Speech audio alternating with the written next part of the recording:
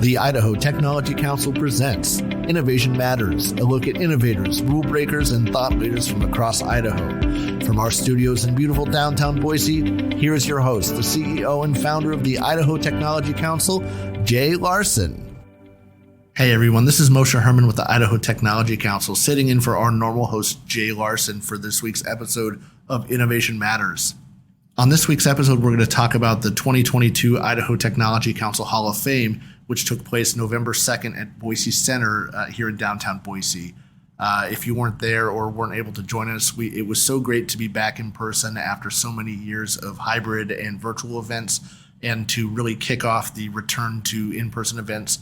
We inducted former Micron CEO Steve Appleton into the ITC Hall of Fame. You know, for those of you that are not from Boise or the Treasure Valley, Steve Appleton was truly, an icon in our city and in our state, and he really brought Micron to what it is now. And it was such a touching and wonderful tribute to him to have him inducted into the ITC Hall of Fame. In addition to having Steve Appleton inducted into the Hall of Fame, we also featured our first annual Idovation Awards, sponsored by Scoggin Capital Investment, which showcased new and upcoming individuals and companies and innovations hailing from across the state. We also had awesome words from Senator Mike Crapo. We had Micron CEO Sanjay Mehrotra come up from California to induct Steve Appleton in the Hall of Fame, and so many other great things. We have had so many wonderful keynotes over the years, and the 2022 keynote is really, really no exception. This year's keynote was brought to us by former Idaho Governor, Mayor of Boise, Congressman, and Secretary of Interior Dirk Kempthorne. Really just came in and tied the evening together. I mean, I am so excited personally and from an organization to share this audio with you guys, and I hope you really enjoy it. So without further ado, here's the keynote speech by Governor Dirk Kempthorne from the ITC Hall of Fame 2022 in its entirety. Please enjoy.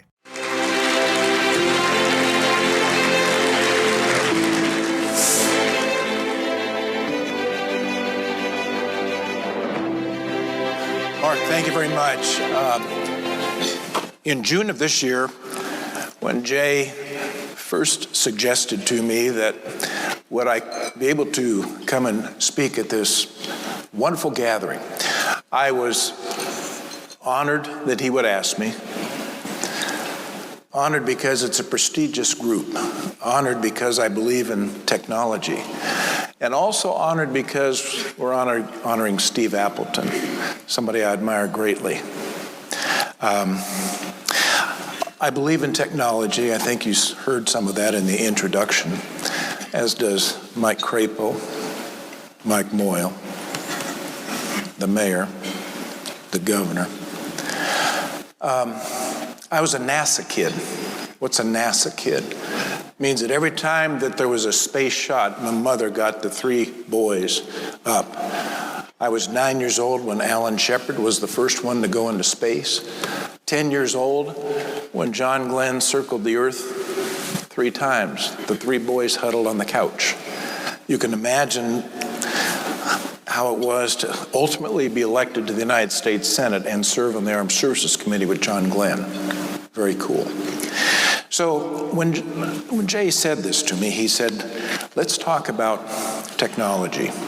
So I began looking on the internet, and I came across something that was very interesting. There was a professor of sciences of technology at the computers, and he decided about 3 weeks into the semester that he wanted to find out what gender should be assigned to computers. And so he took his class and he divided them in half. He put the men on one side, the women on the other. And he said, I want you to talk for 10 minutes, then you come back, and I want to know what your decision is. Well, the men came back, and they had voted unanimously that the gender of a computer is female. And he said, now why is that? He said the 4 points. The reason why computers should be spoken of in the feminine gender is because no one but their creator understands their internal logic. The second reason is because when computers communicate with each other, they speak in code language that only they and experts can understand. The third reason is because every mistake you make is stored on their hard drive for later retrieval. And the fourth reason these men said is because as soon as you commit to one, you find yourself spending half your paycheck on accessorizing it. Well, the women came back, and they too were unanimous, but that the gender should be male. The reason for that is, first of all, in order to get their attention, you have to turn them on. Secondly, they have a lot of data, but still can't think for themselves. Thirdly, they're supposed to help you solve problems, but half the time they are the problem.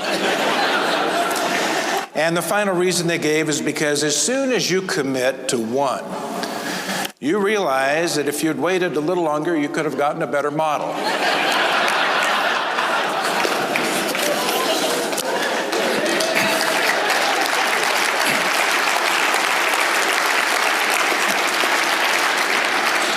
Now, in this high-tech world, I got to tell you something. There is so much going on this computer. Where's the clicker, Jeet?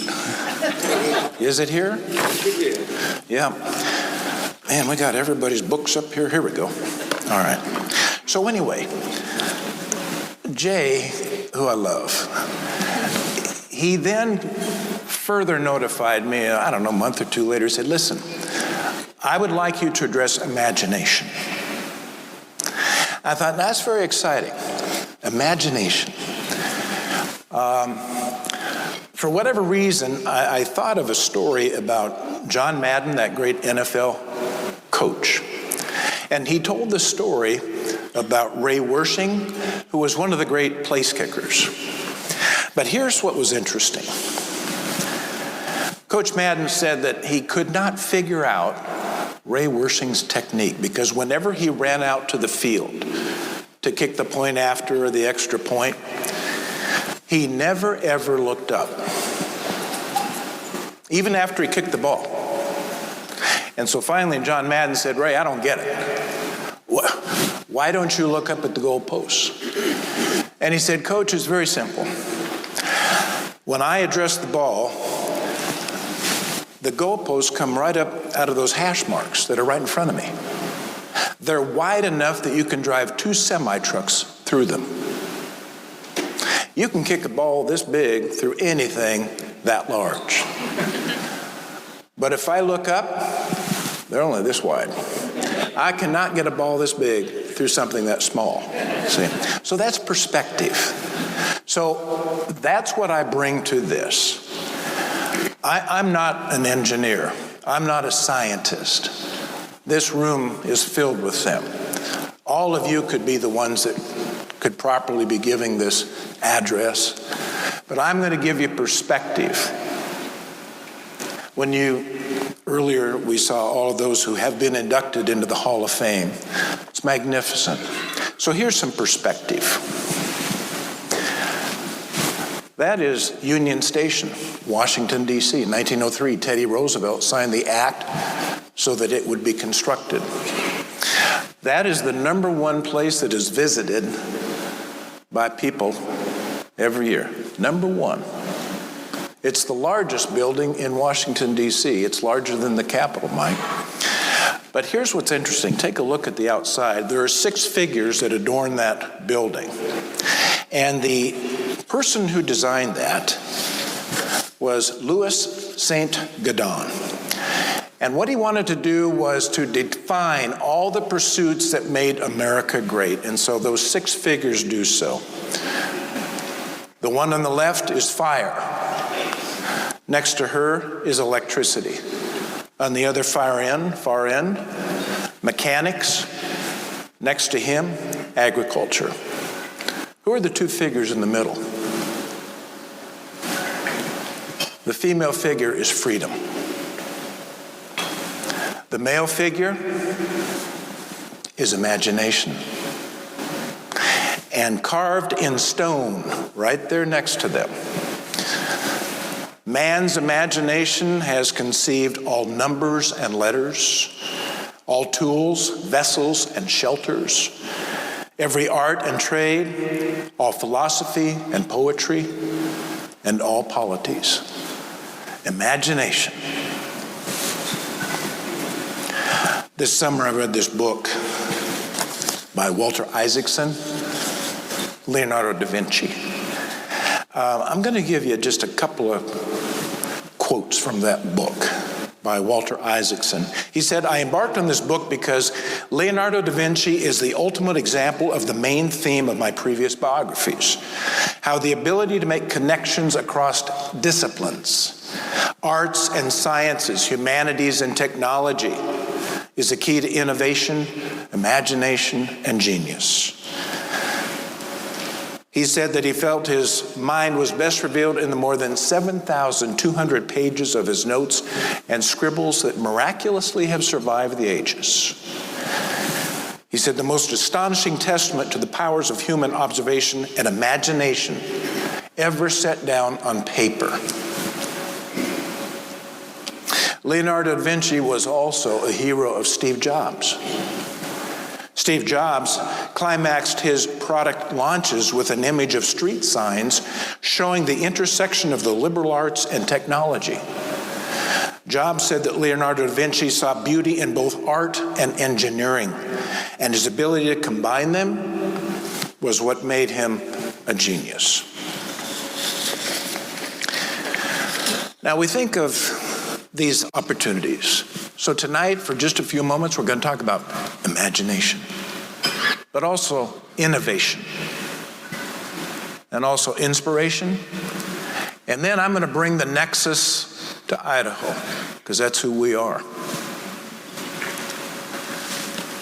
Now, we think of Leonardo da Vinci as this wonderful painter, the Mona Lisa, the Last Supper, this gentleman, this painter. He described himself as a military engineer. He designed catapults, he designed cannon, and those drawings right there, that was his concept, his innovation to defend Venice. He wanted to build a submersible boat, be unseen below the surface, go under enemy ships, put gashes in the hull, and sink them. He never reached final proof of concept. But some 500 years later, here was his concept, his idea of a submarine. And here's today. That's a Virginia-class submarine. It's 377 feet long. It is the current submarines that are being built to defend the United States of America. 377 feet long. If you think about Albertson Field at Boise State, it would actually touch the front row of each of the end zones. And it's 3.5 stories tall, but then you have the conning tower. 132 individuals serve aboard that magnificent ship. Male and female officers and crew. There's also a section for Navy SEALs so that they ingress and egress while that ship is submerged. No one ever sees them. It no longer has the traditional periscope, where the captain is the only one that may look through there and see what's on the surface. They now use photonic lenses so that in the command center of that ship, they're looking at it on a flat screen. Everybody is seeing it. Oh, and the way that they operate that, the young person that operates that, they're now using an Xbox control box. What used to be the helmsman that would sit there and be strapped in and pushed to bring the planes up and down and turn it left and right, it's now touch screen and joystick. When we describe this to high school kids, they're interested, okay? They're interested. So it's a great honor to have a ship that is now going to be named the USS Idaho. It's being constructed in Groton, Connecticut. The mayor and Scott and two of your council members, Lisa and Lucy, we were all down there in Norfolk, 2 weeks ago, for the change of command of the USS Boise. How is it that a state of Idaho, that other than the port of Lewiston, has 2 submarines named for it? Well, post-World War II, there are only 2 superpowers, Russia and the United States of America. Russia then began the Sputnik program.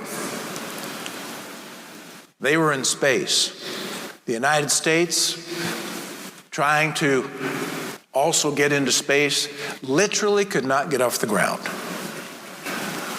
Our rockets were exploding. There was panic in the United States. There were those in Congress who were panicked because Russia was touting to the world, communism is the future. Communism has the science and technology. Capitalism is dead. It is a failure. Dwight Eisenhower, now as the president, had to deal with this. But remember, Ike is calm. So he went to Captain Anderson and he gave him a personal top secret mission. You're to take the Nautilus, a submarine, from the Pacific Ocean to the Atlantic Ocean, under the polar ice cap. Never ever before tried. Never ever could it have succeeded, because other than a nuclear submarine, you would not be able to submerge for that amount of time. Well, what was the outcome of that? Ticker tape parade. Captain Anderson was successful. It wasn't easy. He had to probe because of those tremendous icebergs that were there, some of which were blind alleys.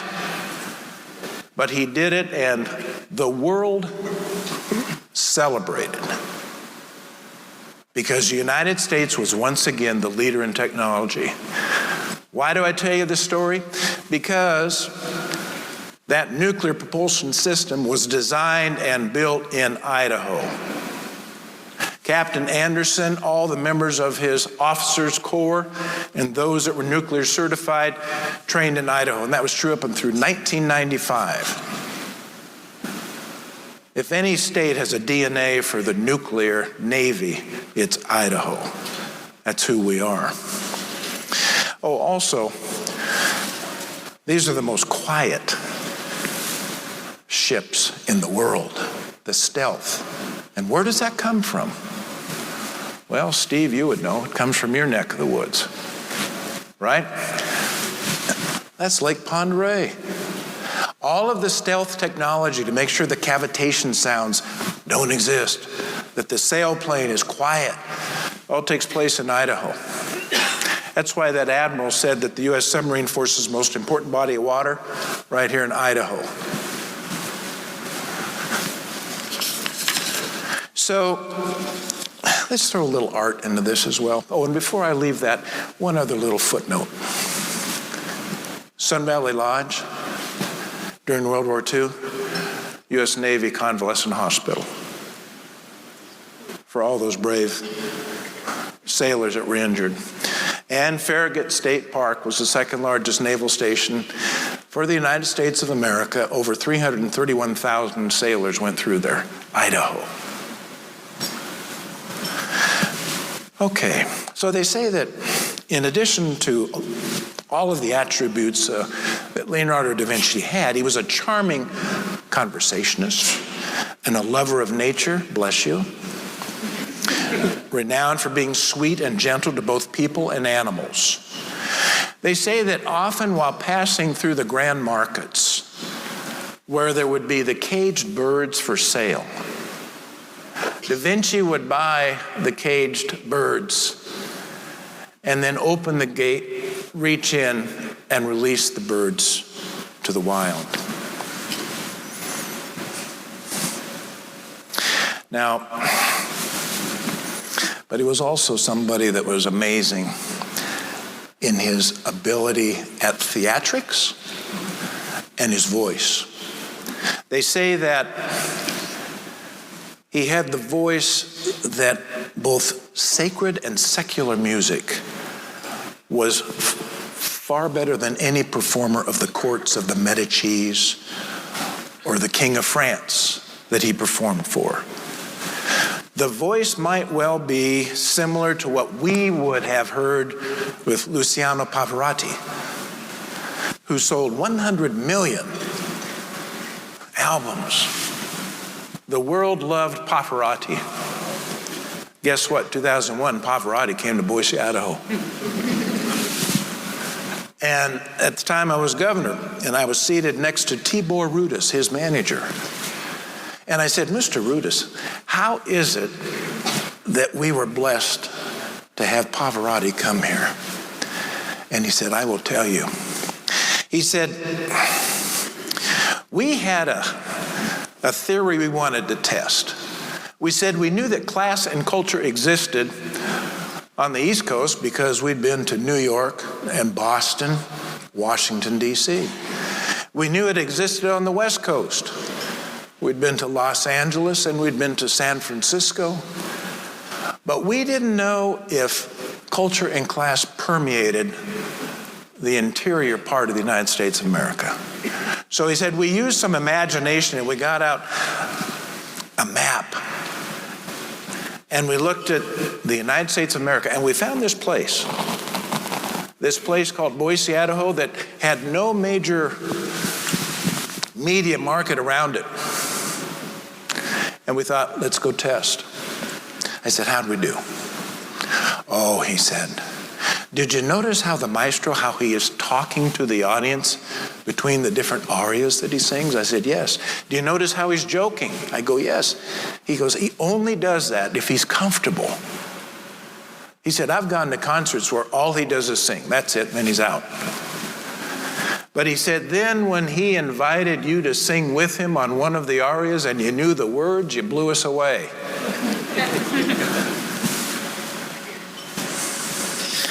The combination of technology and art, and my goodness, the things we have here, the ballet, the Philharmonic, the Shakespeare, opera. Do you know how many states are starved for that? Do you know how many employees ask to be transferred because their families are starved because they don't have the culture? Sanjay, we have it. He also then loved flight. These again are some of his drawings. Now, if you look at that, you may say that I put the slide in backwards. I did not. He was left-handed and he wrote from right to left. His aerodynamics were so advanced. It's incredible what he did. Many people say that his design on aerodynamics led to what would ultimately be flight. He loved to watch the thermals. He loved to watch the birds that could do the stoop. And as was pointed out, some of these birds are very fast. Dr. Philip Richardson of the Royal Society wrote that Leonardo's observations, sketches, descriptions of bird flight were a major step forward in the study of aerodynamics. His aerodynamic concepts were amazingly advanced for the time.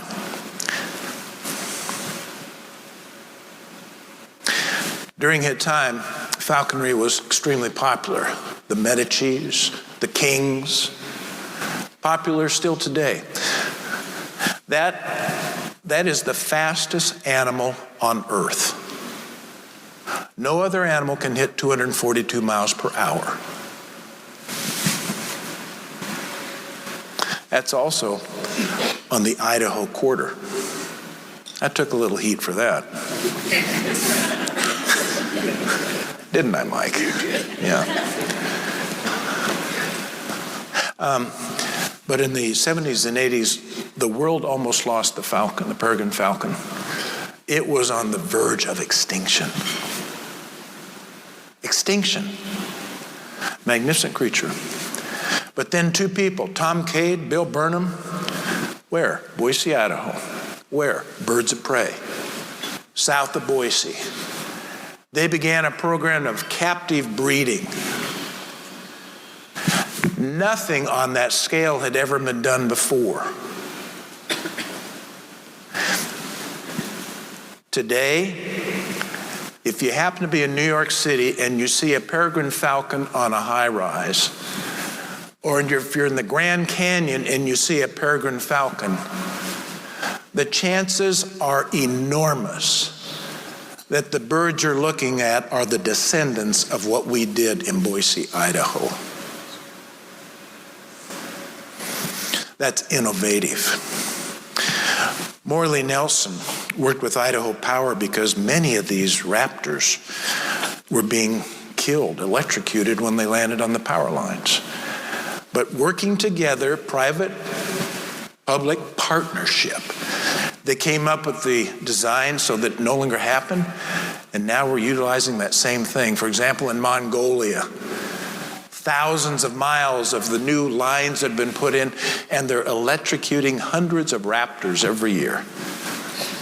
But because of what we're doing out of Boise, Idaho, they're beginning to save them.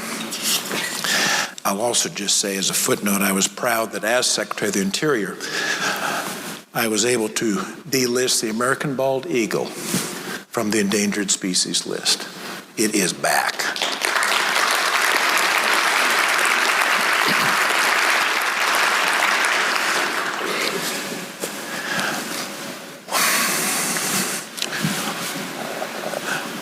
Da Vinci wanted to fly.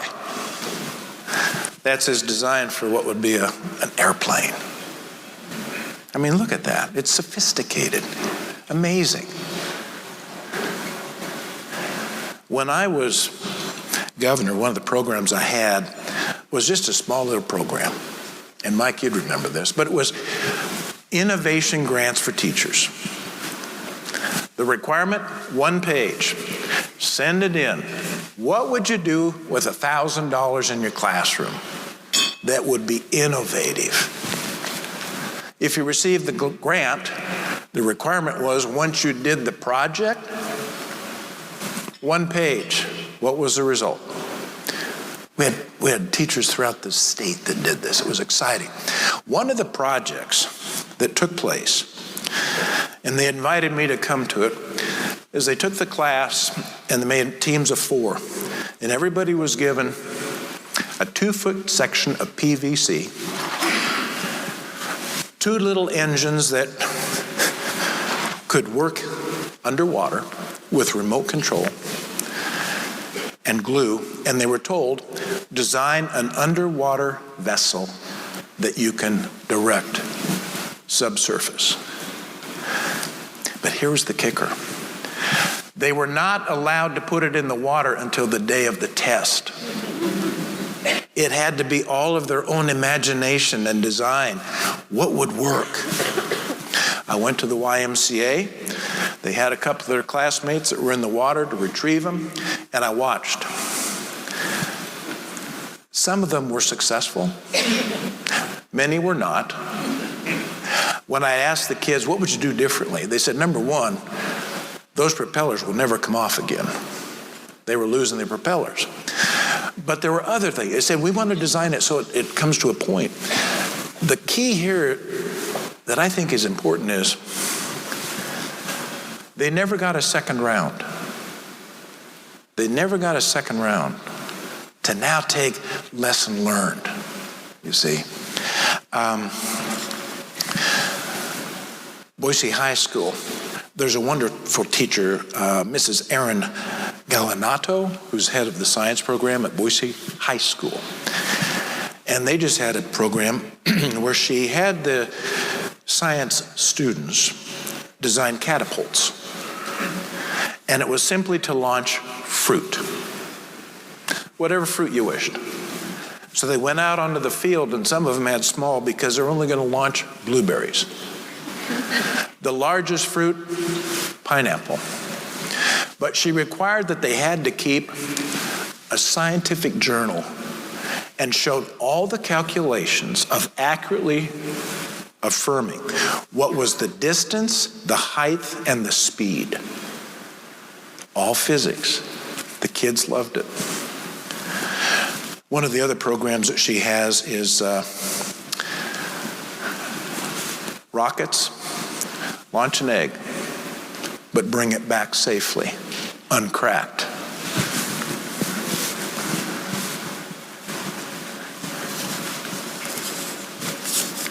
These are the sort of things that we can do to encourage the youth that we've been talking about. It's the sort of thing that I think Steve Appleton would have loved. I can see Steve out there on that field, and he'd get right down with those kids. He was competitive. He would have determined and asked, what is the largest fruit that's being launched? They would have said pineapple, and he would have built one that launched a watermelon. Steve, as I said, was competitive. There was a South Korean company that wanted to put Micron out of business. It was the last DRAM company in the United States. Mike, you'd remember this. Many's the time Steve would be in my office and we met on this.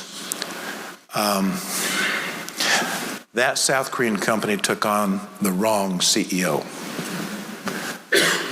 And they took on the wrong congressional delegation because Steve Appleton was successful. And Ward, you know all about this. He did so many things for so many people. I remember one time Jason Kreisenbeck asked Steve if I could unveil at the State of the State message the fact that Micron was diversifying. It was when they had that small pill, Sanjay, that you would swallow and it would go through the digestive tract, filming what's going on. So that night, where I'm going to give the State of the State, I announced it, and the legislature all had dinner together. And I told members of the legislature, now that we were in the big chamber, I said, some of you were randomly selected, and we placed the pill in your food. Now, don't be concerned, because we will get the cameras back. But it's going to allow us to, in real time, monitor your reaction to my speech. Some took it seriously, and a few left early. So, Amy Kleiner Roberts, who worked for him, did a great job. But on one occasion in Washington, D.C., she was training for a marathon, and that particular night she needed to do that one last run before the marathon. But because the meetings went until dark, she had to run at night. And so she went to the mall, and there was Steve. And he said, "You're not running alone at night." And so he ran with her in his wingtips. And she said, "I could not keep up with him." That's the quality man he was.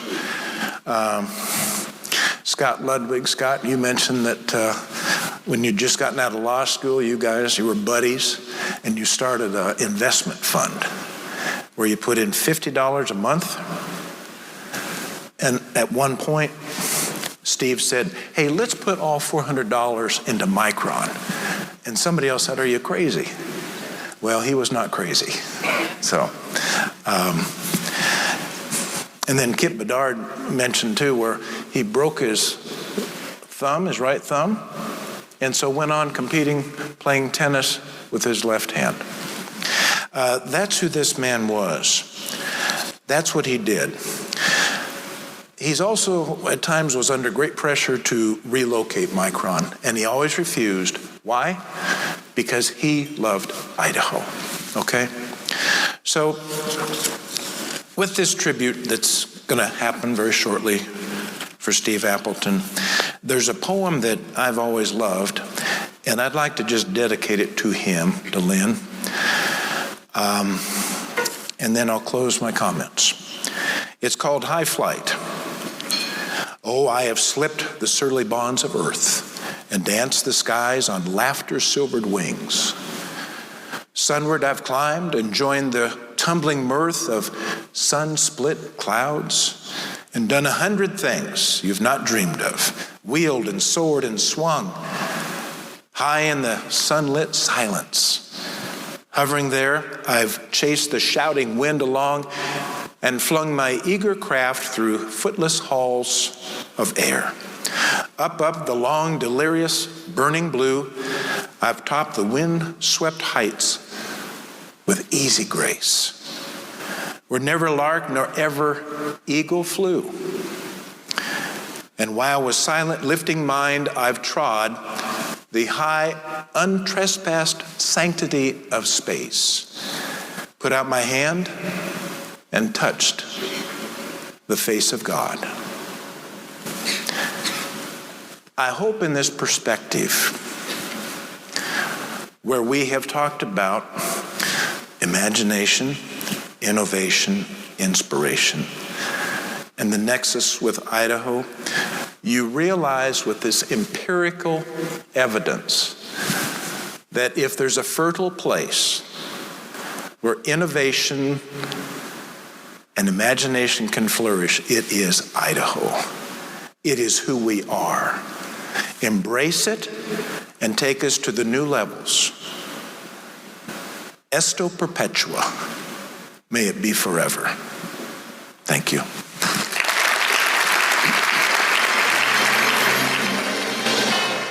Wasn't that speech just great? I just wanted to take a quick moment to thank our Hall of Fame 2022 sponsors: Idaho Central Credit Union, Micron, Regents, Boise State University, Scoggin Capital Investment for our wonderful first annual Idovation Awards, and Experis. Lastly, I just wanted to thank my ITC staff teammates, Shmuel Kalki, Hope Swan, and of course, our CEO, Jay Larson. If you guys have any questions, comments, concerns about the show, please feel free to reach out on our website, idahotechcouncil.org. Also, feel free to take a look there, see what we've got going on. We've got some wonderful events coming up in the first of the year. Vision Idaho is going to be January 19th, Develop Idaho February 16th, among many other great things. Anyway, thank you guys for joining us, and keep innovating. Innovation Matters is a production of the Idaho Technology Council. For membership information and to get involved, visit our website at idahotechcouncil.org. Thanks for listening and helping us transform Idaho's future together.